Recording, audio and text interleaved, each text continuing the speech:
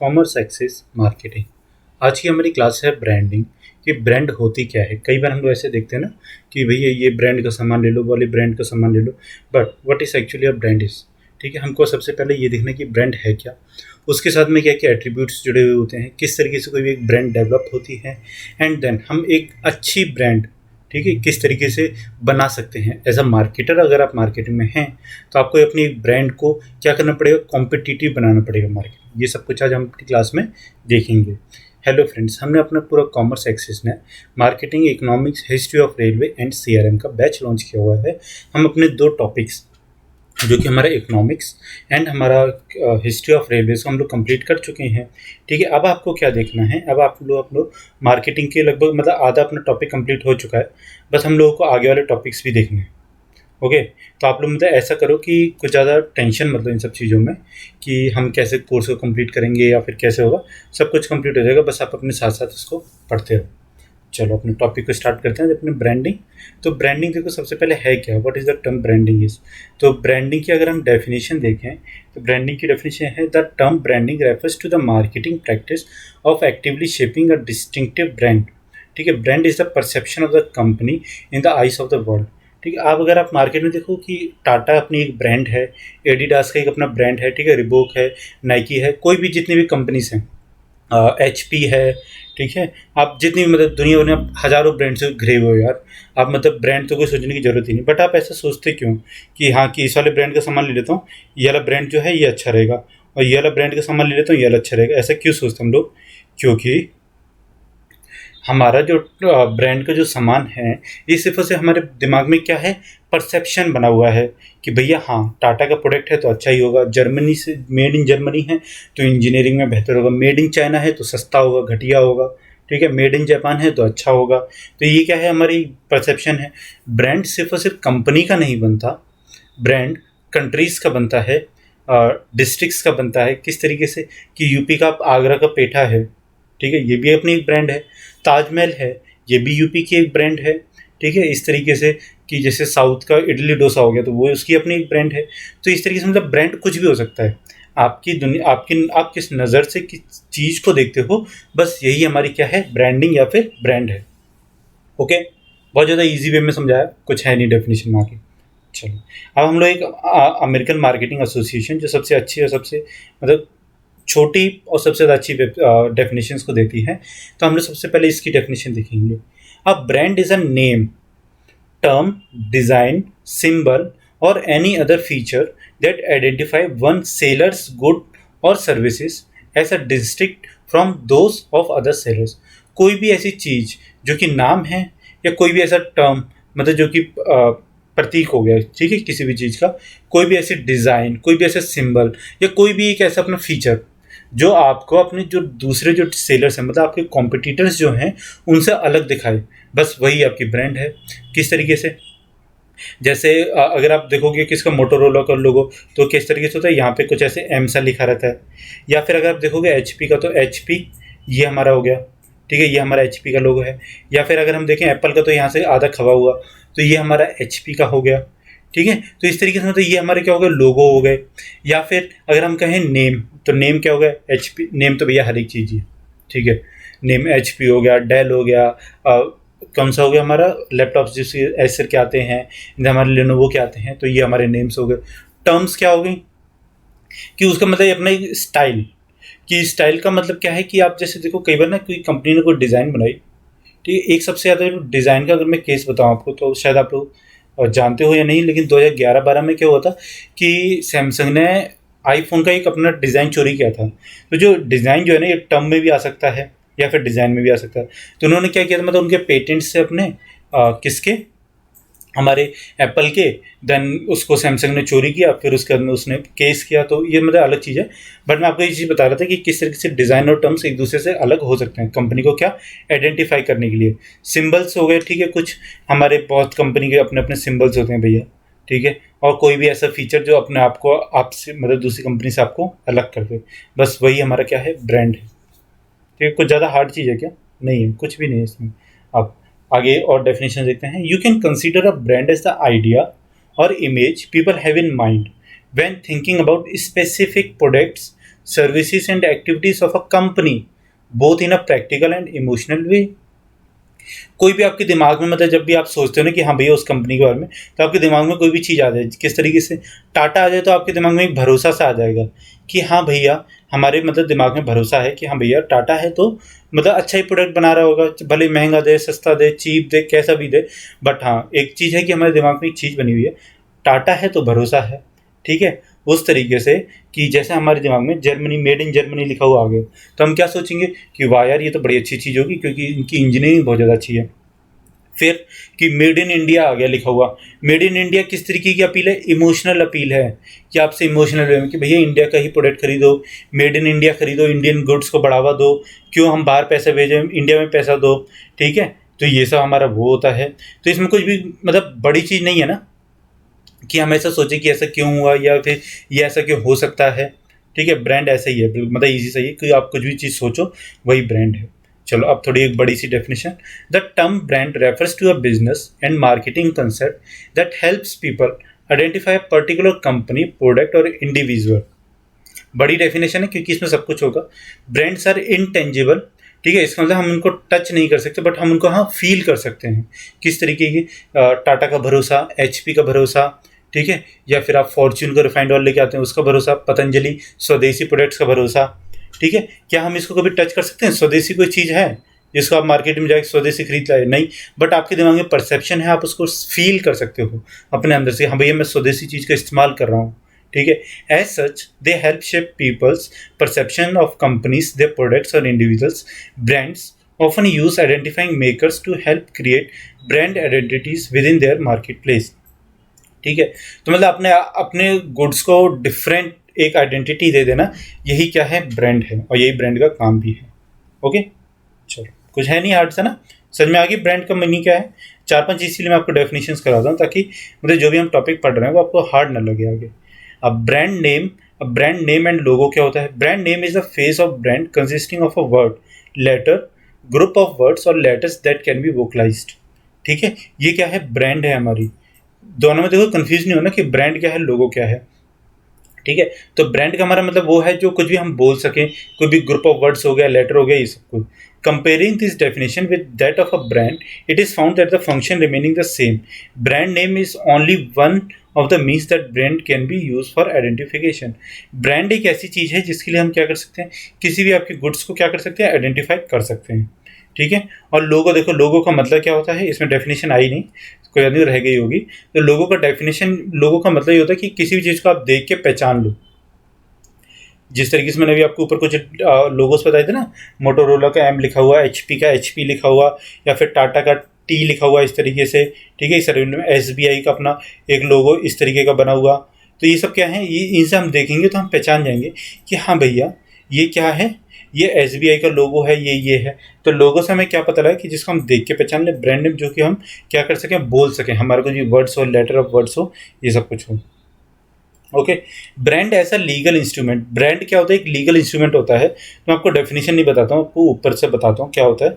कि आप देखो कोई भी कंपनी है, आपने एचपी अपनी कंपनी फॉर्म की है, ठीक है, अगर आपके नाम से कोई और कंपनी यही प्रोडक्ट बनाने लग जाए एचपी से, ठीक है, लेकिन आपके क्या है कि आपने पहले से अपना ब्रांड का एक नाम रजिस्टर कर रखा है, ठीक है, और आपको क्या है कि आपको कुछ भी लीगली उससे क्या हो गया, नुकसान हो गया। मतलब उसने, आपने तो मार्केट में 100 प्रोडक्ट बेचे और वो आपके फर्जी नाम से 150 प्रोडक्ट बेच गया, तो आप क्या कर सकते हो, आप उस कंपनी के ऊपर केस कर सकते हो। ठीक है, क्यों? क्योंकि उसकी जो मेन जो टाइटल जो है ओनरशिप का, वो किसके पास में है, वो आपके पास में है। भैया आपने इतना खर्चा किया है, आपने मतलब क्वालिटी ऑफ द प्रोडक्ट बनाया है, आपने रिसर्च की है, आपने मार्केटिंग की है। ऐसा नहीं ना कि आपकी मार्केटिंग या रिसर्च सब कुछ धरी की धरी रह जाएगी, कोई और आएगा और आपके प्रोडक्ट का यूज़ कर जाएगा। तो फिर हम कभी भी मार्केटिंग का प्रोडक्ट क्या कर पाएंगे, कोई अपनी ब्रांड बनाएगा ही नहीं मार्केट में। अगर लीगल प्रोटेक्शन क्या होगा, लीगल प्रोटेक्शन नहीं होगा तो। बट अगर हमें लीगल प्रोटेक्शन है तो लोग ब्रांड बनाएंगे, क्वालिटी ऑफ द प्रोडक्ट देंगे, ठीक है, अच्छी अच्छी चीज़ें निकल के बाहर आएंगी। तो इसके लिए क्या होता है कि ब्रांड को एक लीगल इंस्ट्रूमेंट की तरह यूज़ किया जा सकता है। अब बेनिफिट क्या है, building and maintaining a strong क्या है, ब्रांड नेम। ठीक है, तो इसके सबसे बड़े हैं, तो कस्टमर रिकॉग्नाइज करता है आपको, मतलब ग्राहक आपको क्या कर सकता है, पहचान कर सकता है। मतलब अगर आप फ़ोन की दुकान पे गए, ठीक है, फ़ोन की दुकान पे गए, यहाँ पे 100 फ़ोन डिस्प्ले पे थे, तो आप कैसे पहचानोगे कि भैया मोटोरोला का कौन सा है, लिनोवो का कौन सा है, जब तक उसके पे लिखा नहीं होगा, जब तक कोई ब्रांड नेम नहीं होगी। या फिर आप कहोगे कि भैया मुझे कोई भी लोकल सा प्रोडक्ट दे दे, वो कोई मुझे कोई फ़र्क नहीं पड़ता, कोई ब्रांड मुझे कोई फ़र्क नहीं पड़ रहा। तो आप क्या करोगे, आप चीप प्रोडक्ट लेके आओगे, ऐसा प्रोडक्ट लेके आओगे जिसकी कोई वारंटी नहीं है, या फिर आपको पता ही नहीं भैया इसकी कंपनी कौन सी है, वारंटी दे भी रही है, या फिर कहीं ऐसा तो नहीं ना कि इसकी क्वालिटी इतनी घटिया कि आज यूज़ करे कल ले गए। वो कहते नहीं सस्ता रहो एक बार महंगा रहो, सस्ता रहो बार बार महंगा रहो एक बार। तो सस्ता जो है वो लोकल ब्रांड है, एंड मतलब लोकली है ब्रांड, तो आप क्या कहोगे उसको। और जो महंगा जो है वो क्या है, ब्रांड है। तो मतलब कस्टमर आप रिकॉग्नाइज कर सकते हैं, आप उस पर पैसा खर्च कर सकते हैं। आप सोचेंगे कि हाँ भैया कोई बात नहीं, महंगा है पर मेरी अपनी कंपनी का है, ठीक है, मुझे इस पर भरोसा है। फिर हमारा आता है competitive edge in the market, मतलब आपको प्रतिस्पर्धा करने में, मतलब कि जैसे आपको अपनी Tide and Ariel and Surf Excel, ठीक है, तीनों क्या है, किसी कंपनी से, डिटर्जेंट की कंपनी से, ठीक है। टाइड अपना अलग एक ब्रेक ऐड देता है, एडवर्टीजमेंट, एंड हमारा जो सर्फ एक्सेल आता है वही अलग देता है, एरियल अलग देता है।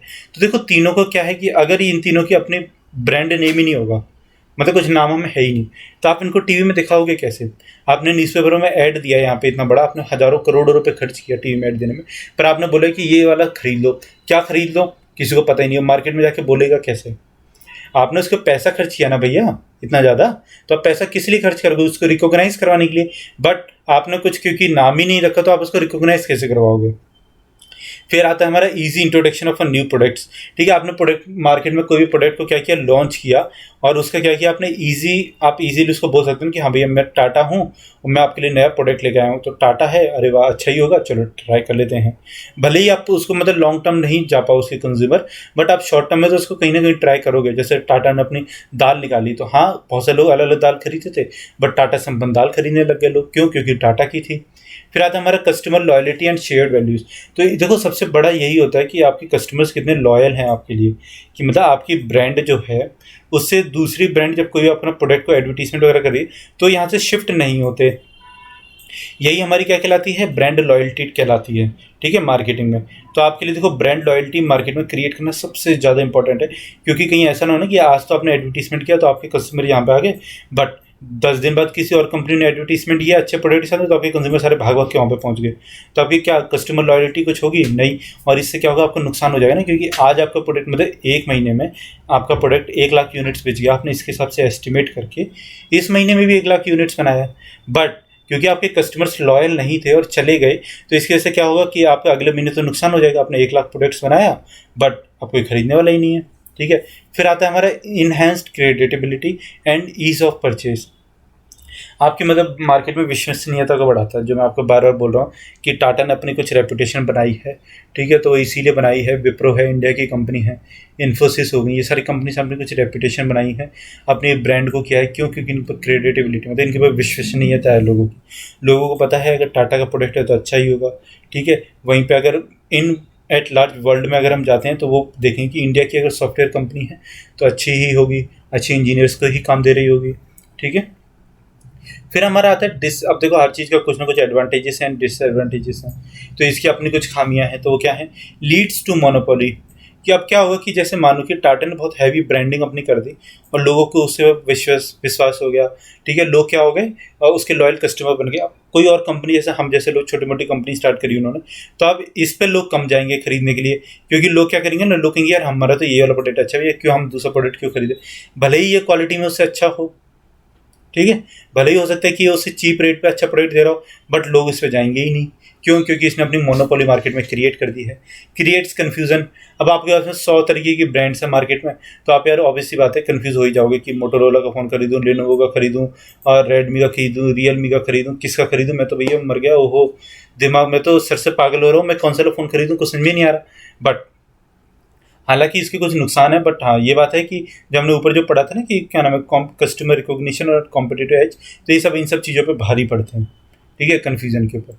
फिर आता है हमारे सब स्टैंडर्ड गुड्स। अब सब स्टैंडर्ड गुड्स का मैंने आपको बताया कि हो सकता है कोई नई कंपनी अच्छा गुड्स लेके आ रही हो, बट हमारी जो मतलब ब्रांडिंग की वजह से जो हमारा प्रोडक्ट जो है वो इतना अच्छा वाला नहीं बिक पा रहा हो, क्योंकि उसको लोग जान ही नहीं पा रहे, और लोगों की क्या है कि अपनी एक दिमाग में परसेप्शन बना हुआ है कि हम तो टाटा का ही खरीदेंगे, टाटा का ही प्रोडक्ट अच्छा है, इस तरीके से। फिर हमारा था एक्सपेंसिव। अब भैया कंपनी ने 3-4 करोड़ रुपए खर्च कर दिया ब्रांडिंग के ऊपर, निकालेगी कहाँ से। आपसे निकालेगी ना। 1 रुपये की टॉफ़ी का भी कंपनी ऐड दे रही है, 500 रुपये की घड़ी कोई भी डिटर्जेंट का भी कंपनी ऐड दे रही है, या 5 करोड़ रुपये की कार का भी कंपनी ऐड दे रही है। ठीक है, तो कंपनी अगर 1 करोड़ पे उसने 5 करोड़ रुपये खर्च कर दिया 1 लाख 1 रुपये वाली ट्रॉफी पे, तो कहीं ना कहीं तो कॉस्ट इसमें इंक्लूड करेगी, तो इसकी वजह से इसका क्या है, प्राइजेज इंक्रीज हो जाएगा। इंक्रीज कॉस्ट वही एक्सपेंसिव हो जाएगा, तो उसकी कॉस्ट भी इंक्रीज होगी। अपोजिशन ऑफ मिडल मैन, तो देखो इसका सबसे बड़ा क्या होता है कि कई बार क्या होता है कि जैसे कोई नई कंपनी है, ठीक है, मानो आपने कोई मसाले की कंपनी खोली और उसका नाम था L&B कंपनी, ठीक है, ए लिमिटेड मान लो आप, ठीक है, ए लिमिटेड हो आप, तो ए लिमिटेड आप कहाँ गए, मार्केट में गए, आपने कहा कि भैया रिटेलर्स होलसेलर्स हैं कि ये हमारा प्रोडक्ट है, इसको आप मार्केट में खरीदो, हम एडवर्टीजमेंट वगैरह खरीदेंगे, तो आप मतलब मार्केट में बिकेगा धीरे धीरे करके। तो क्या कहेंगे, नहीं यार मैं नहीं खरीदूंगा, हमारे यहाँ तो गोल्डी मसाले ही बिकते हैं, हमारे यहाँ तो MDH ही बिकता है। ठीक है, तो इससे कहीं ना कहीं उस कंपनी को और फिर मिडल मैन को मतलब क्या होगा, नुकसान हो सकता है। ठीक है, ये डिसएडवांटेजेस ऑफ ब्रांडिंग थे। अब आता है ब्रांडिंग डिसीजंस। तो देखो 4 तरीके की ब्रांडिंग डिसीजंस होते हैं। तो अभी मैं आपको क्या करता हूँ ना, इसकी एक सेपरेट क्लास बनाऊंगा, क्योंकि थोड़ा बड़ा और अच्छा टॉपिक है ये, तो इसकी मैं एक अच्छी और बड़ी क्लास बनाऊंगा। तो इसके लिए आप वेट करना कि मैं संडे को इसकी छोटी सी क्लास बना के डाल दूंगा, ज़्यादा बड़ी नहीं, 15-20 मिनट की होगी। तो अभी बस आप ये लिख दो, टू ब्रांड और नॉट टू ब्रांड, ये मतलब आपको ब्रांड करना है या नहीं ब्रांड करना। ठीक है, एक आपका ये डिसीजन आएगा। फिर आपका आएगा ब्रांड स्पॉन्सरशिप डिसीजन, कि मतलब ब्रांड पे कितना पैसा वगैरह खर्च करना है, कहाँ कहाँ से फंडिंग वगैरह करना है, तो ये सब कुछ आएगा, क्योंकि बजट बनाना पड़ेगा ना आपको, कोई सस्ता तो होता नहीं, बहुत बहुत महंगे महंगे ब्रांडिंग होती है। फिर आता है हमारा इंडिविजुअल ब्रांडिंग और अम्ब्रेला ब्रांडिंग। तो इंडिविजुअल ब्रांडिंग में क्या होता है कि हम लोग मतलब एक सिंगल ब्रांडिंग्स लेते हैं, जो कई बार हमारा वो करता है, क्या कहते हैं उसको, ITC। ठीक है, जैसे मैंने आपको बताया था ना कल की क्लास में, कि मतलब वो क्या करेगा, आपको हर साबुन की एक अलग अलग ब्रांड, वीवल का बनाएगा, लक्स बनाएगा, लाइफ बनाएगा। और अम्ब्रेला ब्रांडिंग में भी जैसे टाटा हो गया, तो टाटा अपने हर एक प्रोडक्ट सिर्फ क्या करेगा, टाटा का यूज़ करेगा। फिर आता है हमारा ब्रांड रीपोजिशनिंग डिसीजन। ठीक है, रीपोजिशनिंग मैंने आपको लास्ट वाली क्लासेस में पढ़ा चुका हूँ बहुत ज़्यादा अच्छे से। तो ब्रांड को भी कहीं ना कहीं रीपोजिशन करने की क्या पड़ती है, जरूरत पड़ती है। अब देखो सबसे इंपॉर्टेंट आता है how to choose a good brand name. इसका मैंने हिंदी नहीं किया, क्योंकि इसका हिंदी का बनेगा भी नहीं। अब यूज द फाउंडर और inventors name, Harvard and Packard. ठीक है, HP जो है ना, ये दोनों लॉन्डो के मतलब एक लड़कों के नाम है, किसी उसके नाम नहीं है ये, कि आप सोच रहे मतलब किसी अच्छे से वर्ड्स हैं कोई इंग्लिश, ऐसा कुछ नहीं है, ये दोनों लड़के हैं। तो मैं आपको इनकी स्टोरी बताता हूँ क्या हुआ क्या था। जब दोनों हार्वर्ड एंड हैवल्ट एंड पैकर्ड ने क्या किया था, अपना कॉलेज कंप्लीट किया, तो उन्होंने कहा कि यार कुछ कंपनी बनाई जाए। ठीक है, तो इनको कुछ कंपनी बनाई जाए, तो हम बनाएं क्या, इनके दिमाग में सबसे पहले यही चीज़ आई। तो क्योंकि हालांकि ये दोनों इंजीनियर्स मतलब थे, तो इनके दिमाग में चीज़ आई कि क्यों हम अपने मतलब इंजीनियरिंग से रिलेटेड कुछ चीज़ें बनाते हैं। तो इन्होंने क्या किया, इन्होंने मतलब कुछ लोगों को बुलाया जो किससे बिजनेस स्कूल से पढ़े हुए थे। इन्होंने उनका ब्रेन स्टॉर्मिंग करवाया, मतलब इन्होंने उनसे कहा कि भैया देखो हमारे पास में कुछ पैसा है, और हम लोग एक ऐसी कंपनी बनाना चाहते हैं जिससे क्या हो सके, जो हमारी मार्केट में क्या बिक सके। ठीक है, तो उन लोगों ने कहा कि भैया चलो सजेशंस दिए कि हम लोग कंप्यूटर बनाते हैं, इलेक्ट्रॉनिक प्रोडक्ट्स बनाते हैं। तो इनको कंप्यूटर का प्रोडक्ट पसंद आया, तो इन्होंने क्या किया, उसको बनाने का निश्चय कर लिया, फिर बनाने लग गए। ठीक है, फिर इनके दिमाग में आया कि भैया कि नाम क्या दें अपनी कंपनी को। तो इन्होंने पहले पैकर्ड ने बोला कि मैं अपना नाम दूंगा, हेलवेट ने बोला कि मैं अपना नाम दूंगा। इन दोनों ने बोला चलो ठीक है, टॉस उछालते हैं, जिसका नाम पहले आएगा वो दे देगा। तो हालांकि हेलवेट का नाम पहले आ गया, तो इसलिए हमारा HP आज इसका नाम है। ठीक है, और कितनी बड़ी ब्रांड है HP, हम सब जानते हैं। नहीं तो अगर कहीं P का नाम पहले आ जाए तो इसका नाम PH होता, PH वैल्यू। ठीक है, तो इसकी छोटी सी कहानी थी जो मैंने आपको बताई। तो या तो कंपनी में आप नाम देने के लिए क्या फाउंडर या फिर इन्वेंटर का नाम भी दे सकते हैं, या फिर कि जैसे आप उसको काम दे सकते हैं अपना, मतलब जो भी कुछ आप काम करें, जैसे south west airlines, Indian airlines. ठीक है, ये आप नाम दे सकते हैं। या फिर क्या आप अपना एक्सपीरियंस या फिर इमेज को, स्प्रिंट है जैसे किसी कंपनी का नाम, तो आप ये चीज़ इसमें डाल सकते हैं। या फिर आप कोई भी एक वर्ड चूज़ कर लिया, भैया ठीक है ले लो यार, take a word out of context. ठीक है, कुछ भी वर्ड ले लिया, एप्पल ले लिया, मैंगो ले लिया, ब्लैकबेरी ले लिया। हाँ, ये कोई बात थोड़ी है, मतलब कोई चीज़ है क्या, कुछ नहीं, एप्पल है खाने वाला, बस उसका नाम रख दिया, ग्रेप्स ये कंपनी का नाम है। फिर मेक अप अ वर्ड, जैसे आपने गूगल को अपने आप खुद ही बना दिया, गूगल। ठीक है, या फिर अमेजन, कुछ मतलब नहीं थे हालांकि इनके, बट इनको मतलब ऐसा नाम दे दिए गए। ठीक है, आपको ये चीज़ समझ में आई। चलो आगे चलते हैं। गुड ब्रांड नेम, मतलब गुड ब्रांड नेम के ना अपने कुछ फीचर्स होते हैं, कि किसी भी एक ब्रांड को अगर हमको अच्छा नाम देना है, तो क्या क्या हम उसमें फीचर्स डालें। क्या कि ईजी टू रिकोगनाइज, मतलब कहीं ऐसा ना हो ना कि जैसे आप बड़े बड़े से नाम रख दो जो हम ले ही नहीं पाए। जैसे कैसे, एक वॉक्सवैगन की गाड़ी आती है, तो क्या कई बार लोग उसको वॉक्सवैगन पढ़ते हैं, कुछ लोग उसको फॉक्सवैगन पढ़ते हैं, तो अलग अलग तरीके से पढ़ते हैं, तो ये ईजी टू रिकॉग्नाइज नहीं है। फिर एक मित्सुबिशी एक वो आती है, कार आती है, तो अब जैसा आपने उसको नाम तो दे दिया इतना बड़ा सा, बट हाँ हालांकि एलीट क्लास या फिर जो क्लास इन सब चीज़ों के बारे में थोड़ी अवेयर है वो तो उसके बारे में जानती है, बट जो लोग नहीं जानते वो क्या करेंगे, वो नाम लेंगे ही नहीं, वो हेजिटेट करेंगे वो सब नाम लेने में। या फिर कोई भी ऐसा मतलब ब्रांड का जो आपका नाम है वो डायरेक्टली या फिर इनडायरेक्टली आपके काम को या फिर कंपनी को क्या करे, रिफ्लेक्ट करे। किस तरीके से, जैसे टेस्ला हो गया, तो टेस्ला क्या बिजली की स्पीड जैसा कुछ नाम है, तो हमको पता लगता है हाँ भाई कुछ उससे रिलेटेड होगा। या फिर जैसे कि हमारा और कोई आप नाम सोचो जो कैसे डायरेक्टली या फिर इनडायरेक्टली क्या करता हो, कंपनी के नाम को रिफ्लेक्ट करता हो। ठीक है, जैसे अगर हम क्लासमेट लें, तो क्लासमेट क्या करेगा, क्लासमेट हालांकि हमें पता लगे कुछ न कुछ स्टेशनरी से रिलेटेड प्रोडक्ट है। ठीक है, अब brand should be easy to pronounce, जिस तरीके से मैंने बताया आपको। ठीक है, टाटा हो गया, विप्रो हो गया, इन्फोसिस हो गया, क्लासमेट हो गया, मोटोरोला हो गया, लिनोवो हो गया, ये सब क्या है, इजी टू प्रोनाउंस है। It should be easy to recall, मतलब जब आप उसको याद करना चाहते हो, ऐसा नहीं कि आप उससे लेके कन्फ्यूज हो जाए, आपके दिमाग में कभी वो आए नहीं, कहीं ऐसा ना हो कि 2-3 कंपनियों के नाम एक ही जैसे हैं और फिर आप मतलब कभी कन्फ्यूज हो, अरे यार नहीं ये वाली नहीं ये वाली, अरे नहीं ये वाली नहीं ये वाली है। ठीक है, ऐसा नहीं हो चाहिए। It should B such that it can B legally protected, मतलब आप ऐसा करेंगे ना कि कहीं ऐसा ना हो कि आपने टाटा और फिर आपने रख लिया टाटा ए, टाटा बी, टाटा सी, इस तरीके से नहीं रखोगे ना भाई, क्योंकि आपकी अपनी कंपनी का नाम है, आप उसको लीगली प्रोटेक्ट करवाओ, ऐसा नाम रखो। चलो अब हम देखते हैं एलिमेंट्स ऑफ क्या, ब्रांड मैनेजमेंट। तो सबसे पहले हमारा क्या आता है, ब्रांड आइडेंटिटी। तो ब्रांड आइडेंटिटी क्या होता है हमारा, ये एक ऐसी चीज़ होती है जो कस्टमर के दिमाग में क्या अपनी एक इमेज बनाने की कोशिश की जाती है। ठीक है, किस तरीके से, brand identity is the collection of all elements that a company creates a portray और the right image of to its customer. ठीक है, आपके दिमाग में कंपनी कोई भी प्रोडक्ट अगर बनाती है, इमेज बना रही है, तो किस तरीके से बना रही है, आपको कहीं ना कहीं अपनी तरफ प्रभावित करके, आपको अपनी तरफ बुला के। टाटा ने आपके दिमाग में एक ब्रांड बनाई, HP ने आपके दिमाग में एक ब्रांड बनाई, तो किस तरीके से बनाई, आपको एडवर्टीजमेंट दिखा दिखा के कि भैया हम बहुत अच्छे हैं, हम बहुत अच्छे हैं, हम बहुत अच्छे हैं, हमसे बेहतर कोई नहीं। ठीक है, कंपनी ने आपके दिमाग में ये चीज़ डालने की कोशिश की और कहीं ना कहीं कंपनी ये आपके दिमाग में चीज़ डालने को मतलब सक्सीड हो भी जाती है। Brand identity is different from brand image. Brand image और आइडेंटिटी में डिफरेंट नहीं होना, क्योंकि ब्रांड इमेज डिफरेंट होता है। Even though these terms are sometimes treated as interchangeable. हालांकि हम कभी कभार मतलब ब्रांड इमेज और ब्रांड आइडेंटिटी को एक ही समझते हैं, बट मैं आपको आगे बताऊंगा कि ब्रांड इमेज किस तरीके से अलग है ब्रांड आइडेंटिटी से। ब्रांड आइडेंटिटी क्या था कि कंपनी हमारी दिमाग में अपनी किस तरीके की आइडेंटिटी क्रिएट करना चाह रही है। ठीक है, ये होगी हमारी ब्रांड आइडेंटिटी। फिर अब आता है हमारा क्या, ब्रांड इमेज। ब्रांड इमेज का मतलब होता है कि किस तरीके से कोई भी जो हमारा कंज्यूमर है या हमारा कोई भी उपभोक्ता है जो ठीक है उस प्रोडक्ट को कंज्यूम कर रहा है, वो हमारे ब्रांड के बारे में क्या सोचता है, उसके दिमाग में हमने क्या चीज़ डाल पाई। ठीक है, उसका परसेप्शन क्या बना हमारी चीज़ों को देख देख के, यही क्या होता है हमारा ब्रांड इमेज होता है। Brand image is how customers think of a brand. It can be defined as the perception of the brand in the minds of the customer.